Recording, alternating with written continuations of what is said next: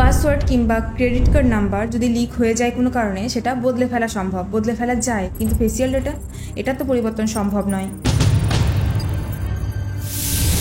এখনকার দিনে ট্রেন্ডে গা ভাসাতে কে না চায়, কিন্তু সাবধান হয়ে যান, কারণ এর দ্বারা অনেক বড় বিপদে পড়তে পারেন।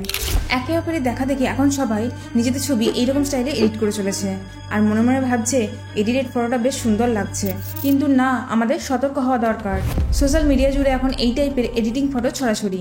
এই স্টাইলটিকে বলা হয় গিবলি স্টাইল, আর এই স্টাইলের ফটো এডিট করার জন্য ব্যবহার করা হয় ChatGPT, যেটা AI জেনারেটেড। এবার যখনই আমরা আমাদের ছবি এই অ্যাপে এডিট করছি, অ্যাপটি আমাদের পার্সোনাল ডেটা নিজের কাছে স্টোর করে নিচ্ছে। এমনকি AI তার নিজের পলিসিতে এটা মেনশন করেছে যে AI আমাদের পার্সোনাল ডেটাকে তাদের ট্রেনিং পারপাসে ইউজ করতে পারে, এবং আমাদের ছবিগুলো থেকে যে বায়োমেট্রিক ডেটা তারা সংগ্রহ করছে তার দ্বারা ওই কোম্পানিগুলো তাদের মডেলকে আরও বেশি শক্তিশালী করছে।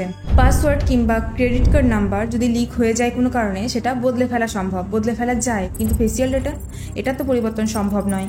আবার আপনার ছবি ব্যবহার করে AI বাস্তবসম্মত ভিডিও বা অডিও প্রস্তুত করতে সক্ষম, যা স্ক্যাম, ব্ল্যাকমেল এবং আরও নানান ক্ষেত্রে বিকৃতভাবে ব্যবহৃত হতে পারে।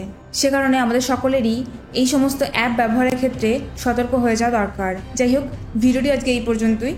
এই ব্যাপারটা নিয়ে তোমাদের কি মতামত কমেন্টে অবশ্যই জানিও। Thank you.